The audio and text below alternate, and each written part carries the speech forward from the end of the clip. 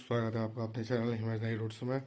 दोस्तों, आप सभी लोगों को, सभी हरि भक्तों को आज विजया एकादशी की बहुत बहुत शुभकामनाएं। ये फाल्गुन मास की विजया एकादशी, जिसके बारे में प्रचलित एक कथा है, वो ये इस प्रकार है कि आपके भगवान राम जब माता सीता की खोज के लिए आपके जा रहे थे और समुद्र से रास्ता मांग रहे थे और रास्ते की याचना कर रहे थे, तो नहीं मिल रहा था, नहीं हो पा रहा था, रास्ता कैसे बने समझ में नहीं आ रहा था। तो उस समय भगवान के छोटे भाई लक्ष्मण, जो कि आपके शेषावतार हैं, उन्होंने बोला कि हमें किसी ऋषि से परामर्श लेना चाहिए। तो उन्होंने जब एक महर्षि से परामर्श लिया तो उन्होंने कहा कि आप एकादशी का व्रत करें, और इस तरीके से आपके उन्होंने फाल्गुन मास की एकादशी का व्रत करा, जिससे फिर आपके उनका कार्य निर्विघ्नता से पूर्ण हुआ और उनके युद्ध की उनकी विजय भी हुई। दोस्तों, ये तो एक आपके एक शॉर्ट जो आपके एक स्टोरी है जो आपके उसमें चलती है एकादशी की व्रत कथा में, ये तो आप सभी लोगों ने सुनी होगी। और मैं आपको विजय एकादशी की बहुत बहुत बधाइयाँ देता हूँ और स्वागत करता हूँ आपके अपने चैनल इमेजिनरी रूट्स में। आशा करता हूँ आप सब लोग अच्छे होंगे और बेहतर होते जा रहे होंगे। और दोस्तों, इसी के साथ हम आज एक बात और मैं आपको बताना चाहता हूँ विजया एकादशी के दिन। दोस्तों, कभी कभी ऐसा होता है कि आप लोग परिवार में जैसे व्रत रखते हैं या कोई विशेष पर्व होते हैं जब आप व्रत रखते हैं। कभी ऐसा होता है कि व्रतों के भी बहुत सारे नियम कायदे कानून होते हैं कि कभी आपको व्रत रखना होता है लेकिन आप नहीं रख पाते हैं।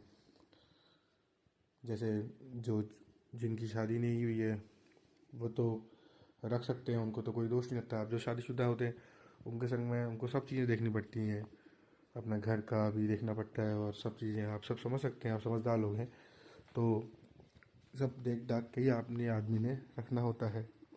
वैसे तो जिसकी श्रद्धा है वो रखे, मन का भाव होना चाहिए।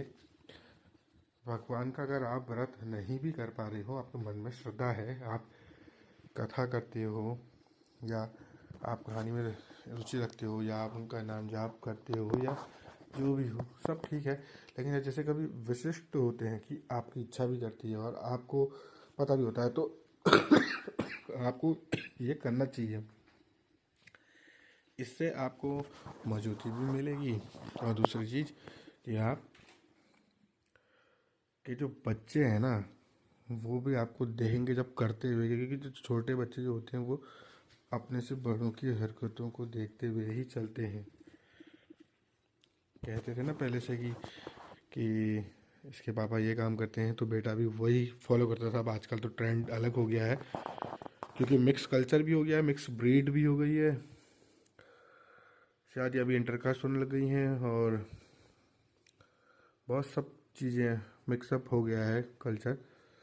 तो अब बच्चों की सोच भी अलग इसीलिए होती है, नहीं तो पहले से जो बनिया होता था वो बनिया वाला ही काम करता था। जो आपके एक रक्षा वाला होता था क्षत्रिय, उस क्षत्रिय उसी ढंग से चलता था। जो ब्राह्मण होते थे वो अपनी पद्धति में ये काम करते थे और जो कनिष्ठ वर्ग है वो अपने श्रेणी में ही काम करते थे।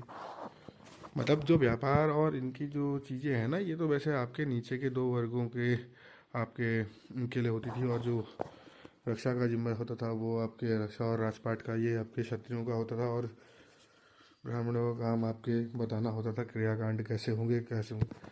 अब इतना ज़्यादा मिक्सअप हो गया है कि अब आपके अब उस सब चीज़ों को तो कोई फॉलो करता नहीं है। हो सकता है पर मेरे से कई लोग डिसएग्री भी करते हों, मुझे तो खैर अपनी बात कहनी थी सो मैं कह रहा हूँ। लेकिन मैं आपको एक चीज़ और बता रहा हूँ। आप जैसे आज एकादशी का व्रत है, आप एकादशी के व्रत में अपनी कथा करते हैं। जैसे मान लीजिए भूल चुके आप नहीं कर पाए, किसी कारणवश आप नहीं कर पाए, तो आपको ऐसे में ज़्यादा कुछ नहीं करना है। आपको पता होगा कि आपके साल में कितनी एकादशियाँ आती हैं, तो आप उन एकादशियों के जो पैटर्न है उसमें आप उनको स्मरण कर लें 108 बार, 11 बार, 21 बार 51 बार जैसे जैसा कर्म होता है वैसे आप कर सकते हैं। ज़्यादा अब मैं इसमें ज़्यादा कुछ नहीं बोलता हूँ। और आप सभी हरि भक्तों को एकादशी के व्रत की बहुत बहुत बधाई। और आने वाली है भोलेनाथ की, माता पार्वती की विशेष दिन 15 फरवरी को, जो कि है महाशिवरात्रि। उस आगामी शिवरात्रि की आप सभी लोगों को बहुत बहुत शुभकामनाएं। दोस्तों मिलते हैं अपने नेक्स्ट वीडियो में, ठीक है। जय हिंद, जय भारत, हर हर महादेव।